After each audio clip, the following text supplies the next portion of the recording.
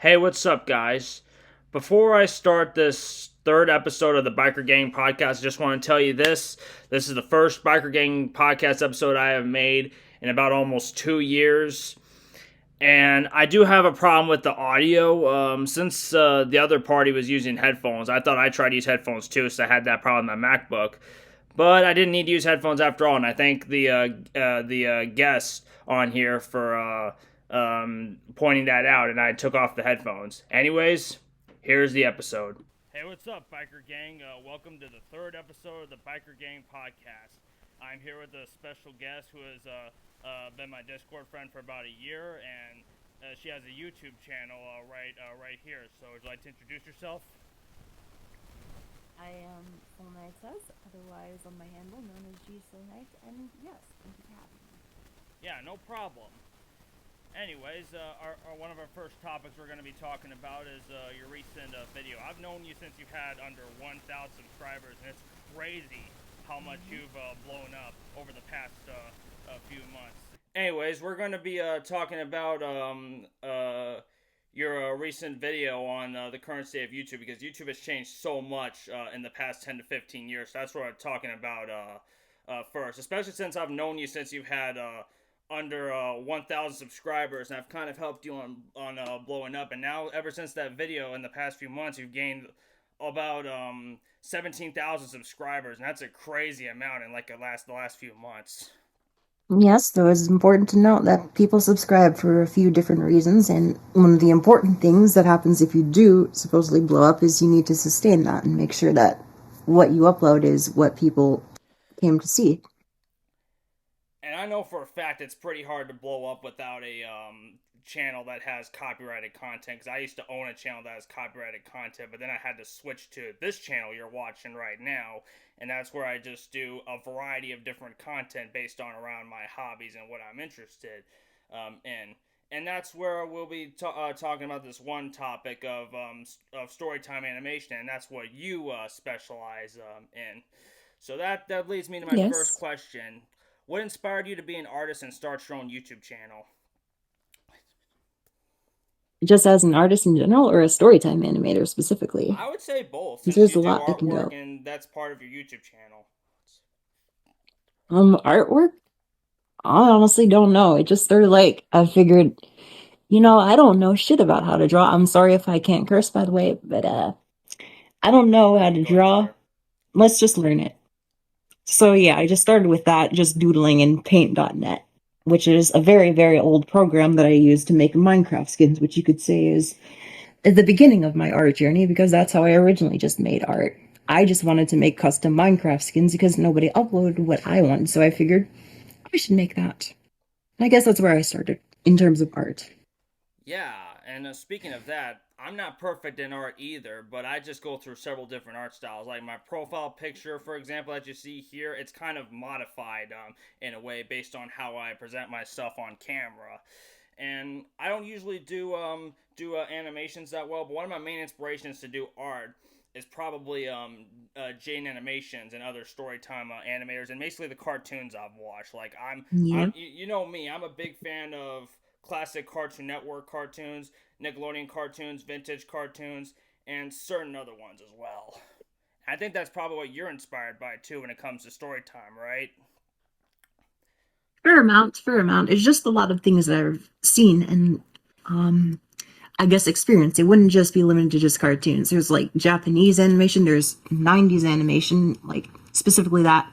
That's specifically what my art style is currently inspired by, mainly just cell animation, where you'd take basically you'd manually make your animations, where you take this piece of, I guess, paper called a cell. It is transparent. You would draw on that. Specifically, the back you would put your colors on, and the front you would put your line art on. And then you would draw a bunch of those and then overlay them by taking photos to try and make it look like the picture is moving. That's exactly the type of animation I'm inspired by. I'm inspired by basically 2D Western animation. Like one thing I wanted to do Mm-hmm. was hand drawn animation, but I'm not pretty good at that, including drawing. So it took years to build my current art style, and obviously it's not perfect, but if you look on my second Nothing channel, I is. do a lot of short stuff, and I did MS Paint, and then I did Paint.net, and yeah, now I just use Krita, which I think that's what you use too. I think when I saw your channel, I saw you use the free software, and I tried using a cracked version of something, but it didn't. It was one of those other programs, but it didn't really work too well, and I lost the file, so then I had to get Krita. Yes, I use Krita for most of my artwork related things. With animation wise, I use Toon Boom Harmony, my very legal copy of Toon Boom Harmony. No exaggeration or sarcasm there, but that's what I use. Yeah, and speaking of just YouTube in general, one thing I was going to talk about is the YouTubers we like to watch.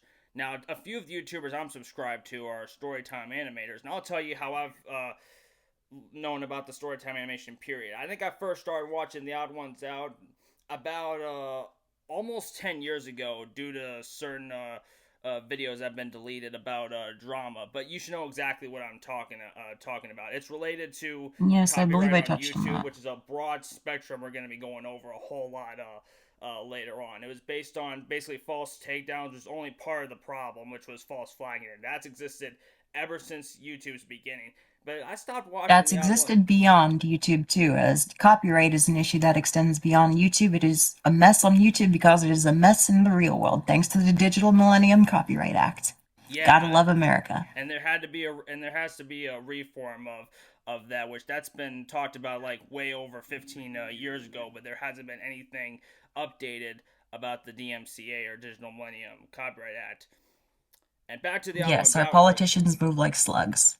back to the odd ones out real quick. Like I stopped watching him for a while, but then in like 2019, my buddy Excitable Pack 70, you might know him. He's my real life friend. He actually introduced me to Jane Animation. He's like, "Oh, do you know what the Odd Ones Out is?" I'm like, "Yeah, I remember that video about the drama from like 2015 that's long deleted." And the first video I remember watching was the strange video games I played as a kid. And I really enjoyed that video when I first watched it. Because when I first watched Jaden, she went over a SpongeBob game, and a Powerpuff Girls game on Game Boy, and I'm like, I have exactly a similar game too on the Game Boy Color, but it wasn't Battle Him, it was Bad Mojo Jojo. And Powerpuff Girls is obviously one of my favorite classic Cartoon Network shows, and I actually had a fan channel dedicated to that. That was used to be my old channel that I no Nice. longer use. And I mean, the thing is, what really does suck is that if you try to make your own videos, it's hard to get as much subscribers as a channel that just post, fan uploads of certain TV shows and such like that. People just watching for the TV show instead of you. Yeah, and that's one of the main things what made YouTube great and what it was. And I really did like Jade Animation's video, because I do like older video games, even though I don't play video games that much like I used to. And I do like the TV shows. I used to be a Hmm. big fan of SpongeBob, and I also like the classic Powerpuff Girls show. And I'm talking about the classic show. If anyone's if any if any younger people are watching, be like, "Oh, which one are you talking about?" I'm talking about the original show, obviously. Not the 2016 one. Obviously. And that's where we get into the next point about YouTube. We want I wanted to talk about the history real quick, since you've also talked about the history in your current state of YouTube video. Yes. We're gonna talk about that and do an overview of that real quick. Hmm. Anyways, well, before doing this podcast, I've been watching some videos that have been archived from back in the 2000s, when people complained about the copyright on YouTube, and also the certain changes, and there's probably a lot to unpack. We all know YouTube is obviously part of the problem, because Google made all these changes, but it wasn't exactly their fault, because the thing is, it's hard to figure out for YouTube if a video is considered fair use. Like if you just post a clip of it, or if you used a clip and you're just commentating over it, because obviously commentary and critique, those type of stuff, that actually does fall under fair use. But If there's something I may add problem on for that. almost or for about 10 years. may I add a little something on that? Sure, go ahead. The thing with fair use is the problem is while it is what people claim for their type of content, the thing with fair use is it's a defense that only really truly comes into play when it's held up in court, which is not usually how it goes with YouTube, unfortunately. What usually ends up happening is you have to upload something and it has to be within, I guess, whatever the copyright holders, to my understanding, what their limitations and guidelines are, and if they simply choose to strike you or not, which is pretty messed up, but unfortunately, that's the card we are dealt with at the moment. It's definitely a bit difficult, and obviously and obviously if you do post something that gets taken down, you're not going to go to court if your video gets blocked or something like that. That'd definitely be a waste of time, and that would be up to the copyright holder or anything else like that. Mm-hmm. All right, Pursue but legal action because you uploaded a clip of SpongeBob, bruh. yeah, a clip from SpongeBob or whatever. But SpongeBob, you get automatically blocked. I've tried that before. I used to be a bootlegger. I've tried that before, and it doesn't work too well. But you're lucky if you're able to do other things.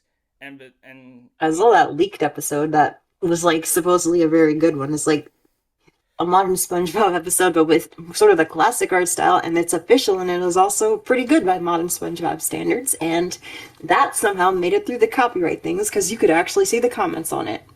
yeah, and it's pretty cool sometimes seeing clips because I don't have cable anymore, so I'm not able to watch SpongeBob as much as I Mm-hmm. used to. And you're lucky to even find a movie on YouTube, and it's there for like months. Because I remember on my old channel, I had the Powerpuff Girls movie up on there for months, and it wasn't even taken down until like months later, and it got so many views. And that's the thing, people, that's one of the reasons YouTube is so great, because people would come here to find clips, because if you want to watch it on TV or on a streaming service, it's hard to find the DVD copy. Not everyone will have it, and a streaming service might not have it. And if it's not on any TV channel, that's what YouTube is great for, and that's what we love YouTube about. That's one thing we love about YouTube.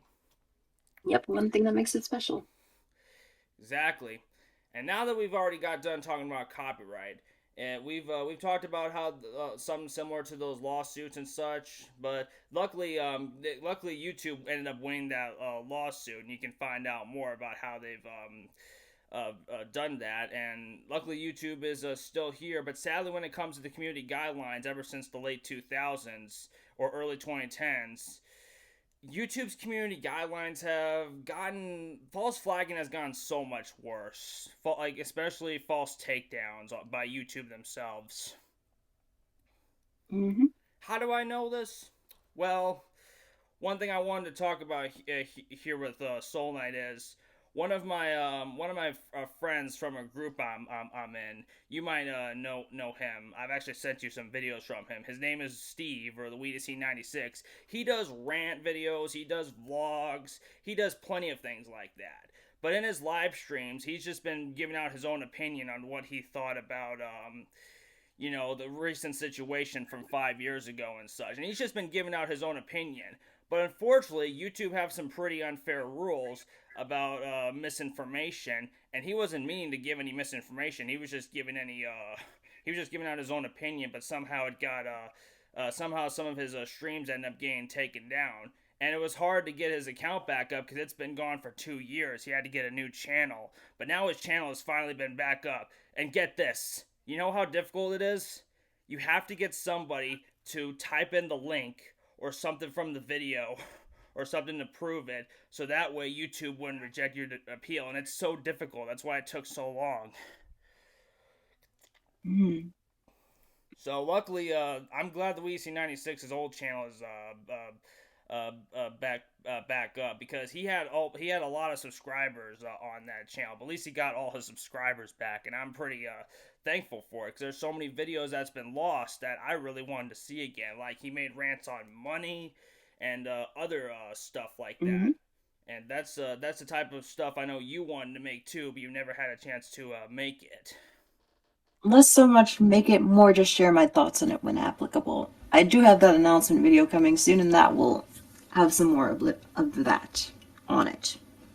It's not really anything I'd say is revolution. Plenty of people have already spoken about the way our world currently is run, or at least our economic system. It starts with the letter C and ends with ism. But yes, I'm not really the one who's going to give you anything, I Yeah. guess, Spe- mind blowing or revolutionary, but I will just give you my thoughts on that as somebody who's just living under it. Yeah, just speaking of the C word, there's two types of C word. There's other C word people mention in the comments. It's like, no, no, no, no, no, no, no. We're not trying to be like certain other countries that are either close to here or across the ocean. When we you, say it, we're talking about America because we have a bit of main yeah, character you're. syndrome. It's basically our point about money and the main, the main point of economics actually in the United States and certain first world countries. Mm-hmm. But yeah, the last thing I'll definitely say about the community guidelines, just the main point I wanted to make is that some channels have been falsely taken down, and some strikes that YouTube gives out on the video makes no sense because they use bots and they don't have actual people looking at the content to see if it's Yep. deserves to be taken down or not. And that's exactly what happened to my friend, my buddy Steve, or Luigi 96. That happened to his channel, and it got taken down for 2 years until someone was able to finally help him get his channel back. Mm-hmm. The unfortunate things about it is there's. Do you know how many videos are uploaded to YouTube on a, I guess, regular basis? Thousands, like more than thousands, probably. Not even, it would be millions. So Yeah, it's unfortunately millions for now. YouTube, it's sort of a thing that they're required to use bots and only throw in somebody manual once it's requested, And which is speaking of just, yeah, and speaking of the bots thing, I don't mean to cut you off, but speaking of the bots thing, that's fine. there's that, you know what they said back in the 2000s in that one YouTube help video. They're like, we review flag videos 24 hours a day, 7 days a week, and in most cases they're reviewed or acted on in under an hour. That kind of explains the bot thing, but it would be nice if sometimes a person could see it if they were to review it, because that way it'd be an actual honest review of the video, and it would actually prove with Hmm. evidence whether it substantiates the claim that the video deserved to be taken down or not. Yeah. Instead of like if you appeal it, it automatically gets rejected. And they even say, "Oh, we encourage free speech," but more than like 10 to 15 years later, if not longer, they've clearly taken down some of people's videos talking about the virus and other things like that and vaccines without even without even knowing if it's actually misinformation on purpose or it's just an opinion someone gives about it. That's just the main problem with that. Mm. Yeah, that's a bit of a tricky subject. Yeah. But that's just one of the main things I wanted to discuss based on your video you made about the current state of YouTube, especially with demonetization, people losing money, not being able to make money off YouTube, and so many other reasons that even some you never even mentioned in your video. Yes, I simply didn't have time to make that because these videos are quite hard to make, especially with my type of schedule at the moment. That's part of the reason I've decided to discuss some of this in the podcast episode right here. Now I go over some other questions I have, and the second question is, what is your favorite video you have made? This is definitely from recency bias, but I think the one where I met Dragon Does Art, aka my bestie Val, would be my favorite, as it is basically a way for me to document the day that I got to meet my first online best friend right in the flesh and go to the city and experience a bit of city life, because that's a little other thing I think about Storytime animators is a lot of this is just covering life in the suburbs when really people may complain about, oh, these people are running out of stories when really, I mean, if you live in the suburbs, it's not like you're going to have much potential for stories to begin with. And really, I'm just biased and I like my city of Philadelphia. I like being able to walk places, but really, back to the point, I cherish being able to have something here like, oh, this is just like a memory that I made just here and there. And it's a celebration of just our time together and stuff. They're almost done there, so I'll be on the watch out for that. Yeah, like your recent video, that was actually a pretty cool video about getting to meet someone you knew online in person, and it definitely is pretty cool to live in a city where you could take transit and walk everywhere. Unfortunately, it's not the case Mm-hmm. where I live because let's say you're living in the tri-state area like me and you want to go to Indiana, you have to take a car unless somebody is able to take a boat and you can just hop on someone's boat and just go to the riverfront there, which that might be easier, but it's just not a thing. There's just no such thing as transportation or Ubers that go from one state to another, unfortunately. It's just a side effect of like a lot of the land being only developed after the usage of the car. Since, as far as I understand how city planning was back in the day, all of our cities are laid out near strong bodies of water, for example, as that is where ships could come in to bring in trade. So that's why our city's there. It's also usually like a good place to just set up because the weather isn't too bad. Unlike, say, you build your city in a desert like Arizona, which for some reason all of the animators come from. Yeah, I know like three animators: Jane Animations, the Odd Ones Out, or James, and something else YT or Adam. They're all from Arizona. I also knew another YouTuber who Mm-hmm. wasn't them from Arizona, but that goes to one part of your video you mentioned where there's a bunch of creeps and people. And unfortunately, I've met people who are not very nice people, and they ended up being terrible people. But I'm not going to mention their names, but especially that one guy from Arizona, I'm not going to mention that person's name. But if you want to know Ooh. more, just DM me. That's all. Yeah, there's a lot of, I don't know why, but a lot of the animals seem to come from the West Coast too. Yeah, and I'm talking about, yeah, just plenty of other different YouTubers. I just only mentioned one who wasn't those three animators.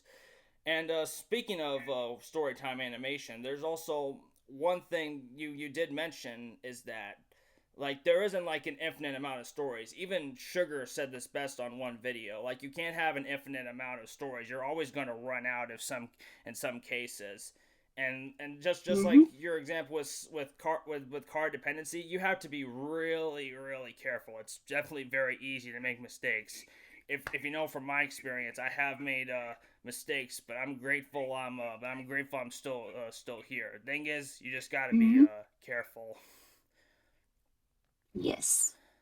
And on the topic of running out of stories, my answer to that has always been, why not just go out and live? Because a lot of animators, admittedly, sit in our rooms all day and get shrimp posture. And it's not a particularly pleasant experience. So, That's one good yeah, reason keep I your don't. work life balance. That's Good. one good reason I don't draw that much, especially since it's very difficult and I'm not the best artist. I'm considered an amateur artist. That's who I consider myself as. Mm. And I consider myself more extroverted because I like going outside and such. I know some people like staying inside, but I'm just saying, it's just in my opinion. I just don't think it was a good idea to force it on everybody because not everyone can handle that kind of lifestyle. Yeah, that's why I want to get this, like, there's like a tablet and a laptop in one that you can bring with you, and that would allow you to do your work on the go and draw. Like, if I'm sitting on the train or sitting on the bus, I can just work on the video in the meantime, too. I actually do It's have a expensive. But that's what I want. I actually do have a drawing tablet I bought from Amazon that's not that expensive. And the pen still works even if it gets broken in half. You just have to tape it back together and such like that, which I think is pretty neat, I'll tell you what. Yeah. And speaking of which, you did say you're from Philadelphia, right? The closest I've ever been there was Pennsylvania. the closest I've been there was actually New York City. That's pretty much the only place I've Mm-hmm. been there in that area of the East Coast. I actually have a Mm-hmm. video of my travels of uh of when I went to New York City. It's over 3 hours long, and I went there around Thanksgiving. So if you want to see that video, I have a I'll probably post a link into it, or I might make a playlist about traveling, or you can find it on my channel. It shouldn't be that hard to find. Yeah, promote your stuff. Yeah, and I know I speaking of speaking of your recent video, I really do I really do like how you're able to meet your online friend because I never got to meet some of my online friends. And I really do want to meet some people if possible if I get a new car so that way I could travel without having to borrow my anyone's car and take risks. But Yep. all I gotta say is speaking of which have you ever been to New York City? Because I know I have. This is a completely off topic Yeah. question, but I thought I'd include that. Yeah, I like off-topic questions. We have been to New York City. It was just like a bit of a bonus trip my parents took me on. We got to see the Statue of Liberty via ferry and walk around a little bit. I haven't been there in a while though, and I don't think I can really go there that much because New York City has a bit of a California problem. It is quite expensive, but one of the good things about it is because the Northeast Corridor has a strong history of railroads that are still somewhat intact, you can still easily get there via, I believe, Amtrak, or if you want to pay $5, you can take a bus. It is a kind of shitty bus, but it is an option if you want it.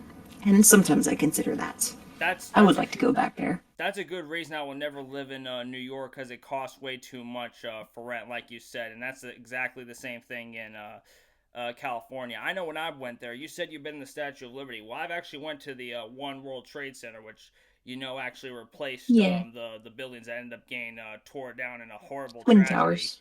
Yeah, that replaced the two buildings. Like there's still ground zero where you can see where they used to be at, and the One World Trade Center is right next to it. When I was at World Trade Center, I actually did see the Statue of Liberty, and it was actually pretty nice. I never got to go on the Statue of Liberty or be at the Brooklyn Bridge. I went to Brooklyn. I was mostly in Manhattan, but it was cool to be able to see those from either nearby or be able to see it from high up, especially if you're in the Empire State Building too, which I went to that one as well.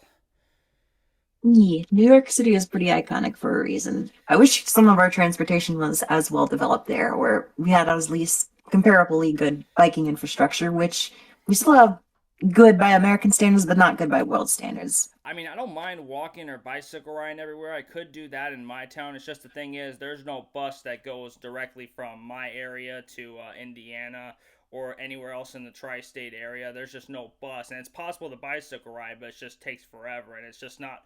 You just can't Yeah, walk in certain areas. That's the problem. yeah, and in our city, people here quite honestly drive like it's GTA. I saw some dude on like the road once. I think they were like me and my friend Jay Reed Films.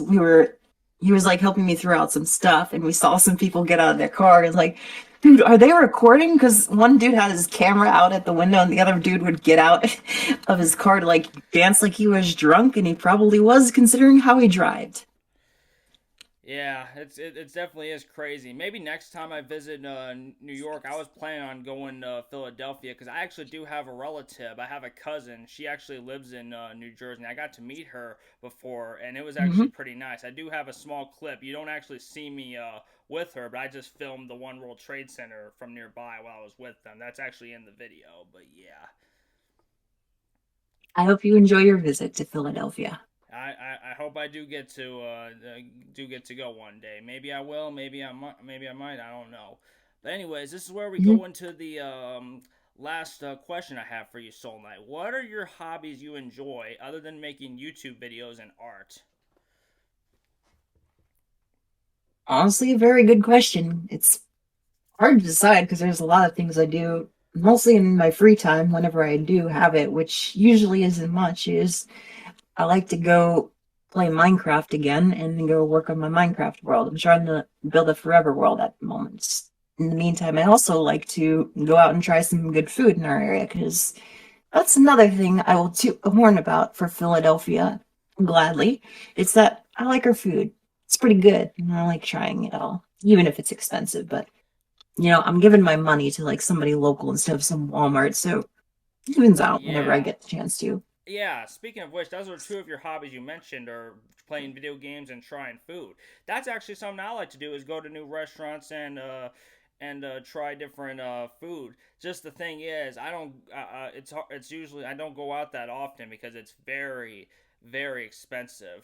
And speaking of video games, you say you Mm. like to play Minecraft. I don't really play Minecraft that much. Yeah, Think I've only played it like once and seen videos of it, and that's I know the inspiration for many YouTubers. I was wanting to ask a question myself related to included. that.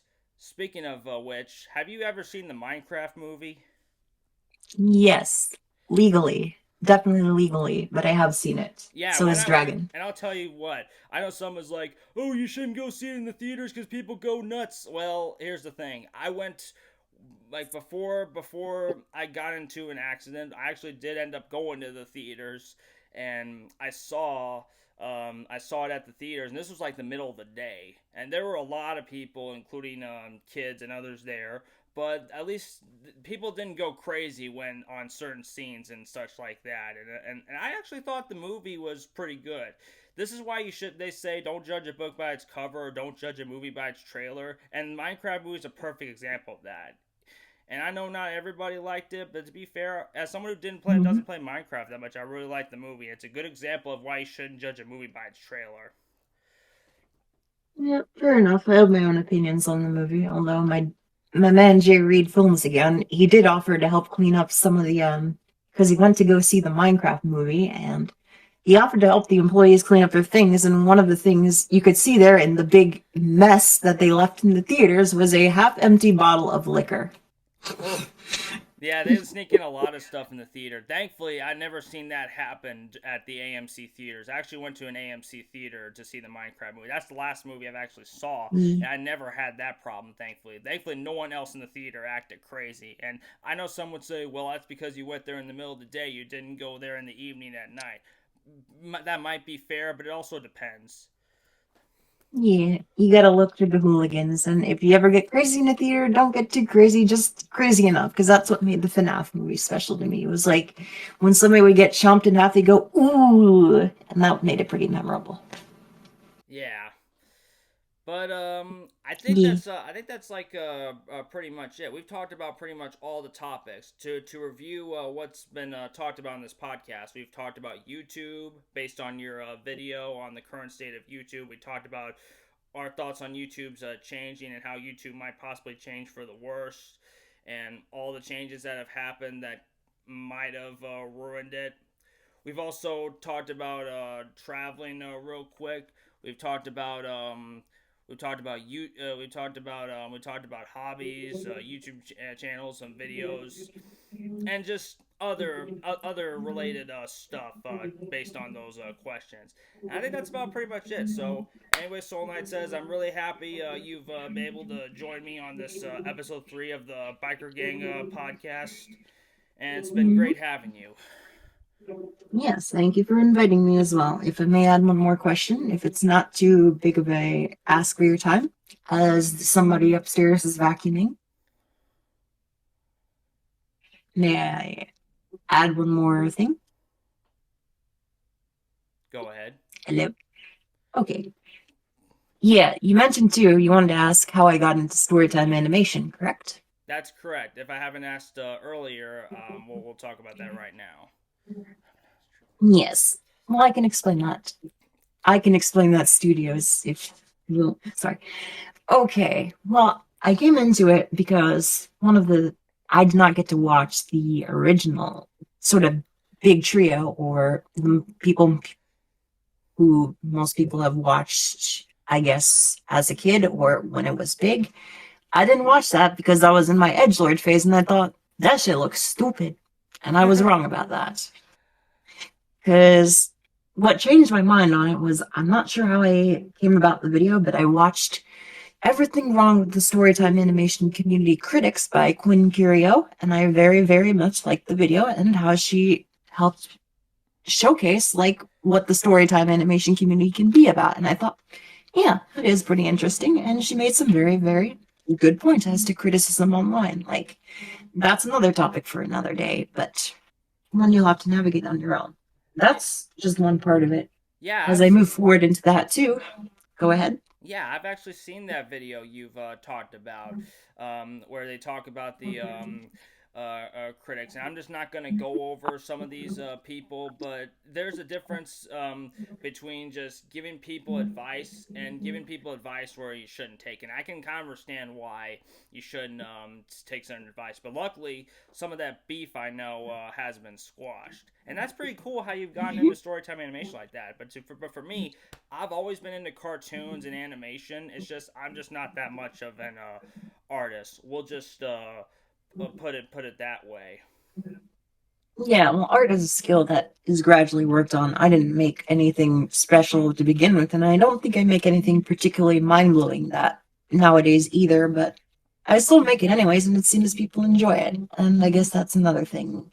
Because the other half of how I got into this is RT60's video on the Storytime animation community iceberg, because I like RG60. Shout outs to my man. It's been a while since I watched his videos, but he's a cool dude. Yeah, I've seen that And that's video. where, Yeah, I've seen that video too on the Storytime animation history and everything that's connected. yeah. And the thing that got me interested in the community from that is Sugar's Draw My Life. That is absolutely where I would point to the, I guess, turning point from my life that I think, you know, I think I want to do this because this is very special to me because those videos are still to this day, my favorite videos on the platform. I like stuff that's real and I like stuff that speaks to you and I like stuff that gives people a part of your life and such. Like, that's not something you usually get to do, especially in this world. You don't often get to tell your story, especially not ones that are as personal or deep as that, and especially not in a way that's, I guess, enjoyable or creative and understandable and unique enough in a way that you can do with animation. That's part of what I feel makes this community and just a general subgroup so special to me. I want to Right. like leave something behind, like a little bit of my life to look back on, to just have and just, yeah, I have my life documented like that. And if I help some people, I help some people. If I make some people laugh, I make some people laugh. Whatever it is, Yeah, the main I'm just purpose happy of to share having some of my life. yeah, because the main purpose of having a YouTube channel is just to entertain and You, talk about stuff you enjoy doing and you like doing, and that's basically the whole purpose of YouTube. As much as we want YouTube to gain better, and we're happy YouTube has recognized its mistakes, like bringing back my friend's YouTube channel, I'm really happy about that. And yeah, and I gotta say this when it comes to storytime animation, like I said earlier, I think the Odd Ones Out and Jaden are what got me into it, and Jaden Animations is pretty much one of my inspirations. And speaking of Sugar, like you mentioned, I did mention mhm. her talk about how that people are gonna just run out of ideas eventually. Well, those videos, I mean, I like to say this. That's pretty much like my real life friend, Excitable Pack. That's pretty much his favorite storytime anime is Sugar, and he really likes Sugar's art style. And I would say It is very nice. he thinks Sugar's art style is probably similar to the cartoon We Bare Bears. Yes, you told me that before. Yeah, I remember I said you that before in DMs, but I just thought I mentioned that because we were just talking about Sugar right now. But anyways, Shannon the goat. Shout outs to Shannon. She's cool. yep, yep. Shout out to like everybody we've talked about. If you haven't seen these channels, I do highly recommend you check them out. If you really like animation, if you really like story time, you might like those channels. So go ahead and check them out if you can. Of course, they good. So are we. Anyways, do you have anything else to say before I ended up closing out? Nothing much I can think of. Just again, thank you for having me. And if anyone would like to have me on your podcast, as long as it's nothing too weird, I will be happy to oblige or give you voice lines or any of that jazz. Yeah, and if anybody, hey, if anybody who's watching this wants to have Soulnight as on part of in your video, you want to chat her, all you gotta do is just DM me first, and I'll see if I could be able to set things up. So, anyways, that'll be about Yeah, I like all to keep my for Discord private. yeah, that'll be about all for Biker Gang podcast episode 3. I've been your host, Brick Johnson. Thanks to Soul Knight Says for coming on this Hmm. podcast episode. And anyways, that'll be about all for us. This has been Brick, and I'm out. I'll see you later, Kurtz.